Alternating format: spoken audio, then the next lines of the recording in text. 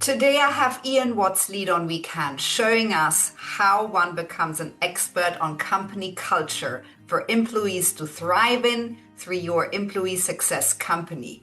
How to boost employee engagement, overcome low morale, reduce turnover, and develop engaged transformational leaders who can pivot under pressure and lead with resilience in under 90 days. That's your promise, Ian. So talk to us about your work and your mission. Absolutely. Well, first, allow me to say I'm so excited to be here with you. So, thank you for the opportunity to have a great dialogue. I started Employee Success Company a few years ago. I've been in the coaching and training industry for entrepreneurs for almost 2 decades, but I had a deep conviction based upon wanting to have a greater impact to serve larger organizations. So, I still love the little guy, so to speak. My heart is most certainly with the ragtag entrepreneurial startup early stage bunch, but Employee Success Company is designed to enhance employee engagement, performance, and retention. And the way that we do that is focusing on all things people. I know that sounds cliche, it sounds generic, but I think a part of the challenge for so many people who lead others, they treat them like human doings as opposed to human beings. So one of the unique things that we are doing in a day and age where AI has caused over 75,000 jobs to be eliminated in this year alone, and that's just in the tech sector. We are encouraging employees to re-engage and focus on not just tech and how you can eliminate positions and become more efficient, how you could work with your team, help them engage with tech so that you can have them perform at a higher level. So really, I think a part of the challenge for so many people, Stephanie, is that, well, let me just give you a stat. Upwards of 82% of leaders who've been promoted to positions of management have never actually had any training. So maybe a leader left, and because there was a gap, one of the better performers was asked to fill in without training, or because you were an overachiever, right?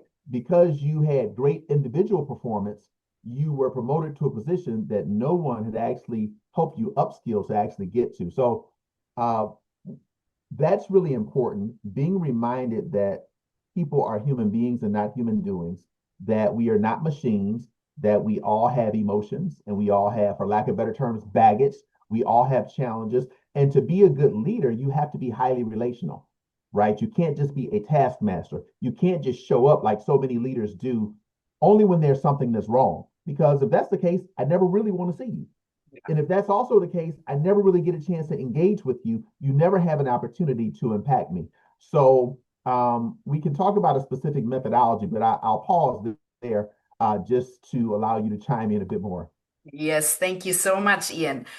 I know that a third of employees in America feel disengaged, and that is costing companies billions of dollars every year in productivity, right? So, talk to us a little bit about that methodology that you're using, where you're really teaching companies to learn how to connect in a way where people really thrive, where it's not just about the doing, but also the being, and reduce that turnover and improve their performance. Absolutely. Well, before I share that, I'll just share where it came from. In some ways, I Mm, kind of stumbled into this as I consider what I would provide for larger companies. What was the value that I was going to over deliver on? Um, I had to take inventory of what I'd done throughout the years. And if I were to be completely candid, leadership development has always been a critical piece of what I've done. But in many ways, it's also always been a oh by the way type thing. What I used to focus on was marketing, so customer acquisition, mm. systems for scale, and then innovation. And then everything was always undergirded. And so many conversations I had surrounded leadership. And so as I took inventory of what I did and what was I able to do that kept my people with me, where not only did they not leave, that they gave me everything that they had, right? The discretionary effort that engagement calls for. And it wasn't because I was so special, it's because my people knew how special they were to me. So as I wrestled with how I was able to achieve those results and I reverse engineered it, I developed what's called the ACE method. And The goal of the ACTS method is to create a deep sense of reciprocity among your people. So, Mm, how is it that we can begin to transform the lives of the individuals, and how is it that we can get better performance and lower turnover in 90 days? It's by embracing and employing the ACTS method. And the A stands for aspirations. The first thing we have to do is to get really clear. We have to spend more time getting to know our people so that we can help them achieve their personal goals and dreams. So, what are their greatest aspirations? If time and money were a circumstance, what is it that makes your heart pant in the morning?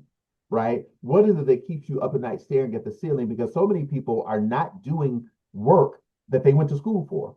So the mm. A stands for aspirations, but going beyond aspirations, the C in the ACTS method stands for calling, because I am sure that so many people in your audience are familiar with giving so much of your time, so much of your effort, your energy to achieve a goal that you thought would give you this sustaining sense of joy, only to find out that it faded.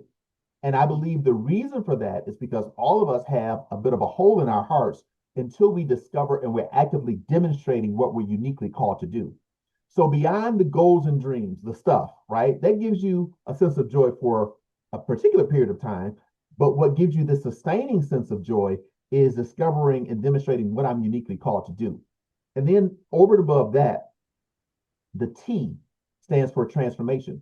How is it that we can provide training and opportunities and coaching that develops you so that not only does it make you better professionally, but you're better personally?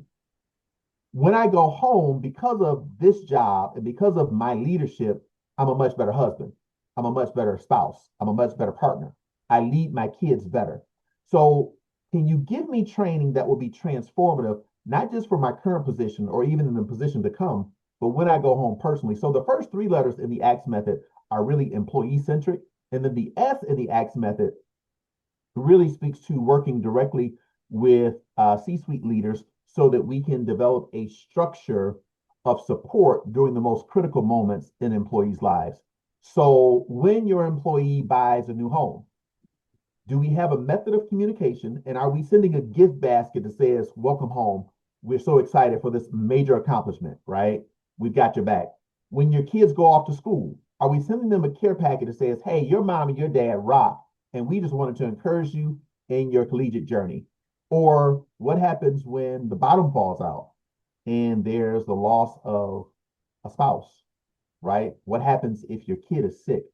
So, how can we systematically put together a plan, and how can we budget to support your people during the most critical moments? Now, all of this, as I mentioned earlier, is designed to create a deep sense of reciprocity, Yeah. right? Because you've been so instrumental in completely transforming my life.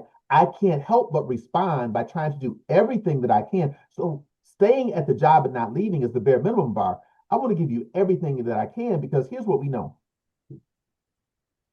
you can buy a hand for a season, but you have to win a heart, right? So salary Mm. and benefits can bring people in, but it's culture, and culture is made up of people that will actually get people to stay. So the ACTS method is how we can help to produce those results. Ian, and I love it, but I'm wondering, most people in companies, leaders in companies, think time is money, right? And when they feel that maybe their people aren't really so engaged, they go to really short-term sort of pizza nights or, a little bit something on top, and they think that's going to do the deal. How can you convince them that that's just not going to fix their issues? I show the data, I show the numbers. Here is the reality: pizza parties and small benefits and perks, yes, they have their place, but that's not what's going to give you the sustained impact that you're looking for.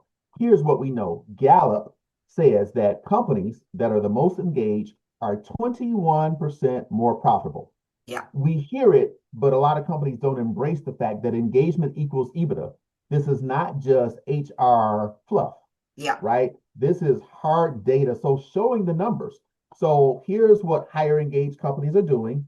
Here's how you actually create that engagement based upon science, based upon data, based upon feedback. And this isn't necessarily what Ian is saying. Look at what Gallup is saying, which measures the engagement across the entire country. The Yeah. companies that are most engaged, they're not primarily involved with pizza parties as a way to build engagement. You actually have to engage with your people on a significant level. And unfortunately, most people, again, have not been trained. Upwards of 82% of people have been promoted to positions of management, but have never been trained to do so. Mm. So it's important to understand the data. It's also important to embrace the fact that we have to develop our people and we have to infuse this into our culture. We can't just do stuff and things. Pizza parties are or could be considered in the context that you mentioned it, stuff and things. We have to go Mm. beyond stuff and things to things that are really sustainable. And that happens to take place in the context of real relationship. Yeah.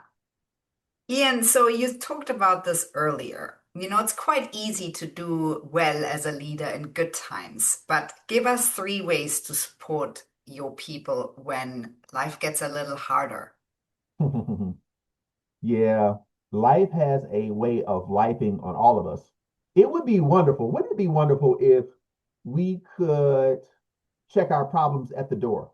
Like I've Yeah, seen throughout the years, managers placing signs, leave your challenges or leave your problems outside of my door. And it is so short-sighted, yeah, right?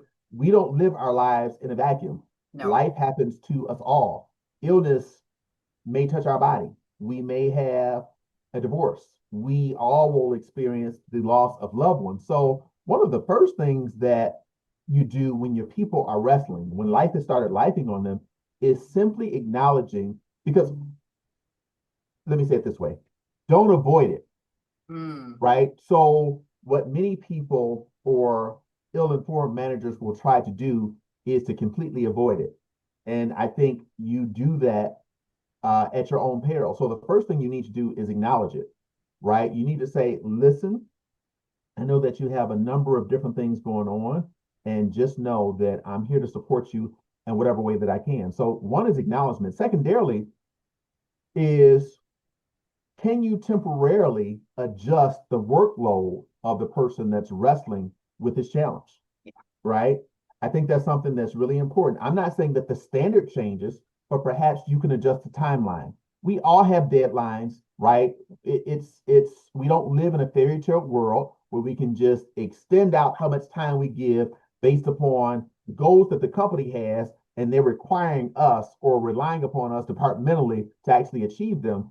But we can be sensitive to our people. And if we've done a good job of developing our people, one of the things that we do is to create an opportunity for the team to come in and wrap our arms around our team member and yeah, redistribute the workload, right? yeah. So acknowledge that there's actually something going on, step one, and committing to supporting in whatever way you can. But practically, can you adjust the timelines and then can you redistribute some of the workload and give the team the opportunity to To step step up. in at Mm, one of the most critical moments in people's lives? Those are the moments that people never forget. It's not the big grandiose parties. It's not the once a year event where we just acknowledge you on the stage. It's mm, showing your humanity in the context of a real life yeah, every single day, every single week, month after month, and year after year that makes a big difference. yeah. Ian, thank you for that. And how can one detect the sort of disengagement early before things have really started to slide? that this is I so The love that million question. dollar question. Yeah, and so I will what I'll preface by saying is this. Any one of these by themselves may not necessarily be a smoke signal. But if you start to add these together, this could be a problem. One of the first things is, are you seeing that the discretionary effort has slowly decreased? And okay, what does that mean? Or what's one way to measure that? One simple way to measure that is, do you have a team member who normally used to stay 45, 60, 90 minutes after everyone else is gone, and then all of a sudden they stop?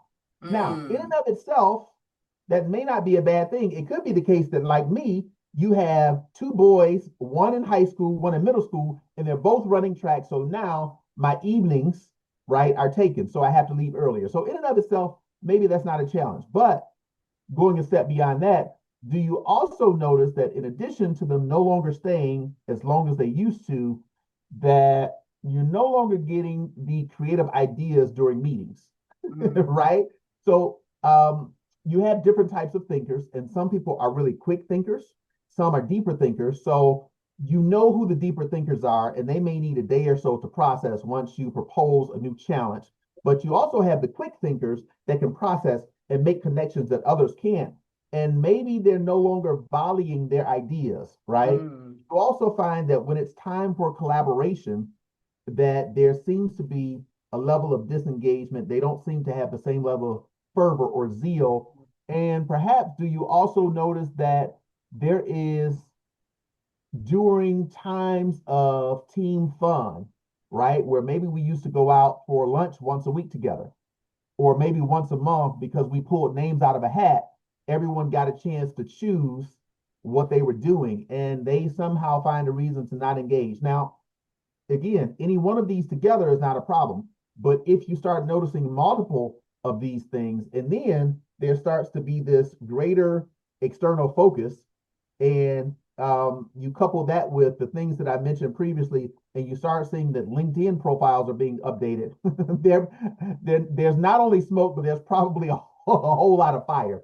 yeah, definitely. Ian, so talk to us about those pivotal points in your life that led you to where you are today. Oh my goodness. Maybe I'll take the longer route if you'll permit. But feel free to tell me to put a pin note and accelerate this if needed. So I'll tell my background. So I was born and raised on the east side of Detroit. And in many ways, my story is somewhat familiar to many minority boys and girls that grew up in urban areas, not all, in that my father was in prison. My mother, my brother, who's 4 years my senior, and we all lived on welfare. Mm, As a matter of fact, we lived on less than $580 per month. So as you can imagine, I wanted to get as far and as fast away from that reality as possible. And I saw entrepreneurship as a way out because I naively thought that if I achieved my goals and dreams, I could run and experience this great sense of fulfillment and sustained joy because I was going to be a millionaire. And I wasn't just going to be a millionaire, I was going to get there by 30. Again, that was my naivete. I actually achieved my dream 4 years ahead of what I was shooting for, but the bottom fell out of my first business. And it was through that experience, though, that I discovered my why. All along the way, during my first foray into entrepreneurship, I was looking for a mentorship, and it did not happen. mm, And so what it created in me was this burning desire to be what I didn't see for others. And that's why I started coaching and consulting and training well over 2 decades ago. But it was also during that time period that my why was crystallized to build businesses to bless the world. Because I happen to have a Christian worldview. I am not going to impose my worldview upon your audience, but I happen to have a Christian worldview.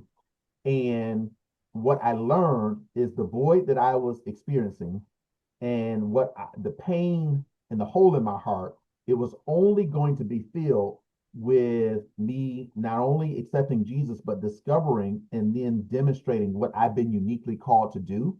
And mm, so for me, in many ways, business is my way to impact the world because you spend 8, 9, 10, 12, 14 hours at a job. Imagine the amount of impact that you can have on lives, not just your customers, clients, or patients by providing valuable goods and services, but by being intentional about developing people and doing things or infusing a culture of transformation into the business that you provide. So the reason that I made the shift from earlier stage companies, even though I worked from startups literally to several multi-billion dollar companies, I never targeted larger companies. I was always referred in.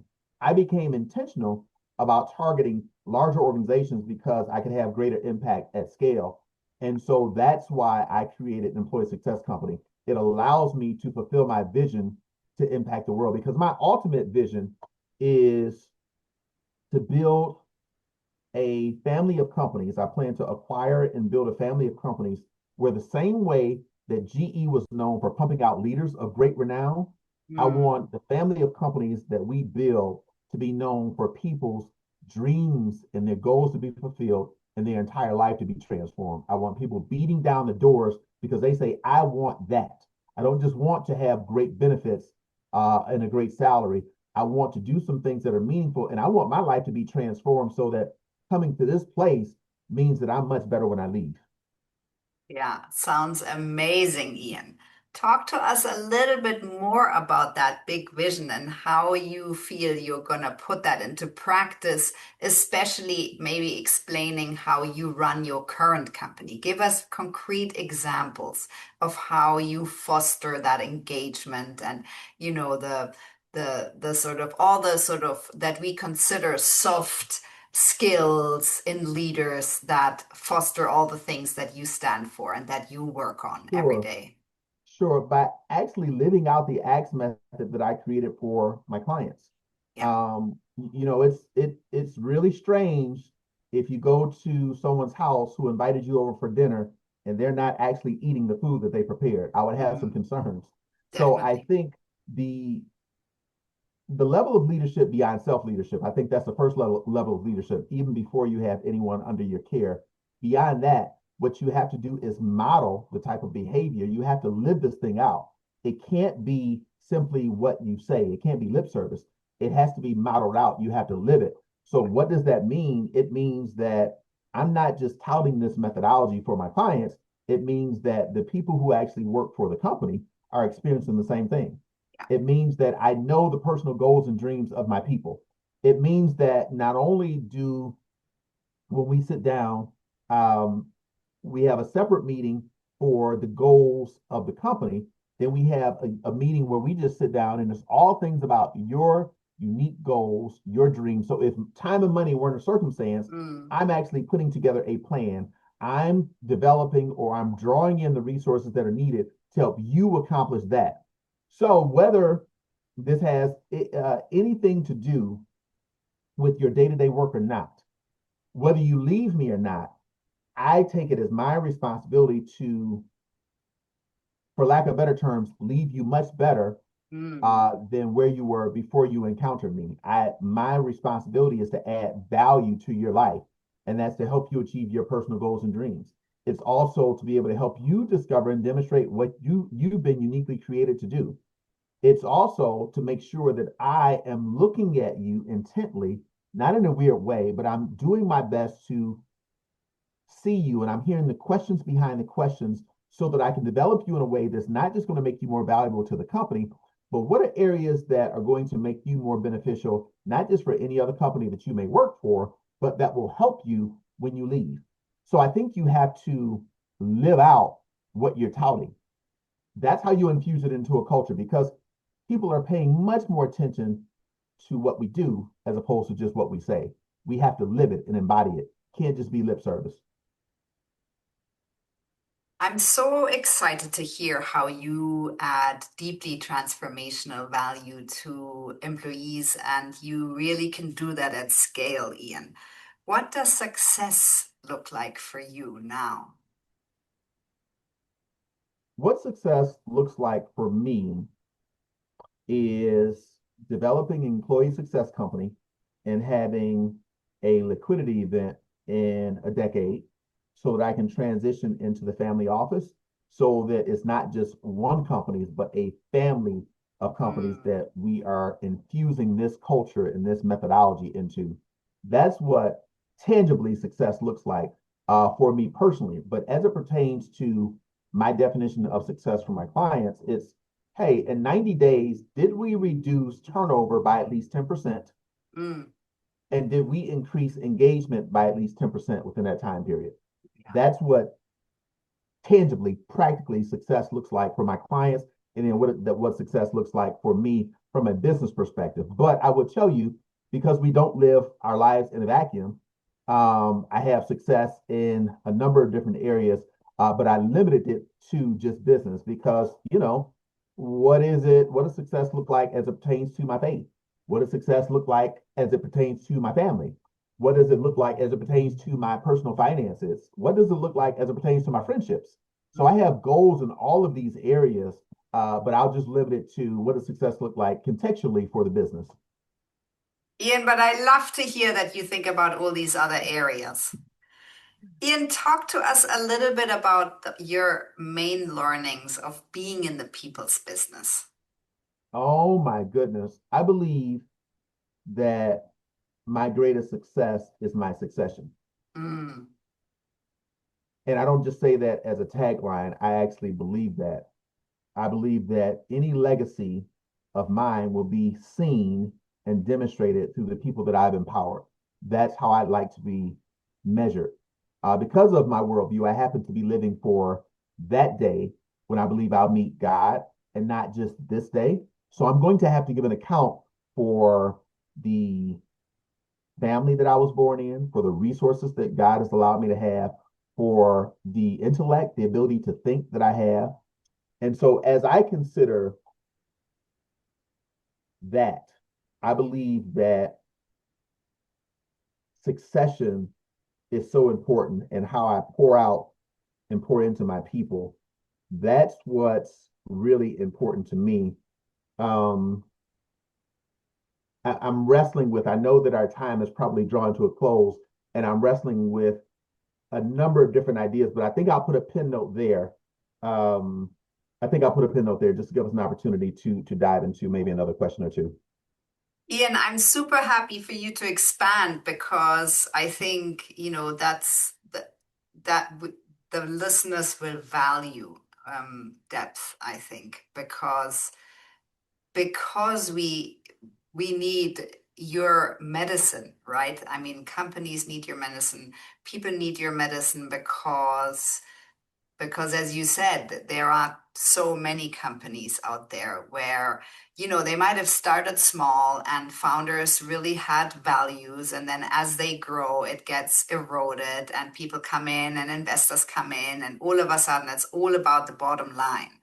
So I think, all the things that you're saying is really heart centered, heart aligned, human leadership that then creates the uptake in profitability, right? So this Sure, is really linked. And I think this is a sure. powerful and beautiful thing that people need to hear and want to hear.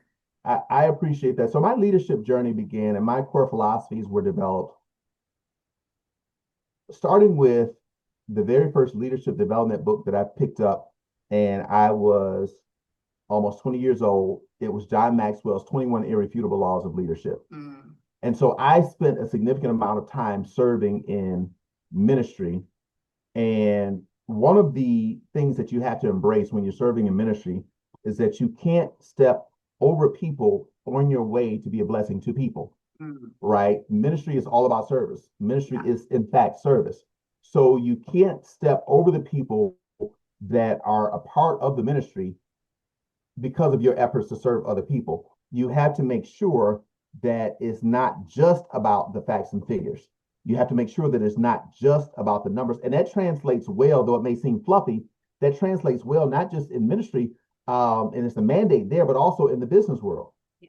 If people were to embrace that the very first customer, client, or patient that they're serving is actually their employees, I think they would do well because when you treat your people well, it's going to have an outsized impact upon how they treat your customers, your actual customers, clients, or patients. So, embracing the idea that your greatest success is your succession, and embracing the idea that in order to have a multiplicative impact in your business, not just in how you are adding value to the lives of your people, but in EBITDA, by the revenue that you drive and how profitable that revenue is, you have to really engage and invest in your people. And you have to be clear about your core convictions.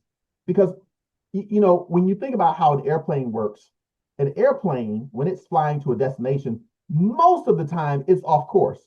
It's always course correcting, right? So as long as we have the North Star regarding what's important, meaning our values, not Mm, just something that's on our website, not just something that we repeat because it's a popular tagline and we believe this is what people want to hear.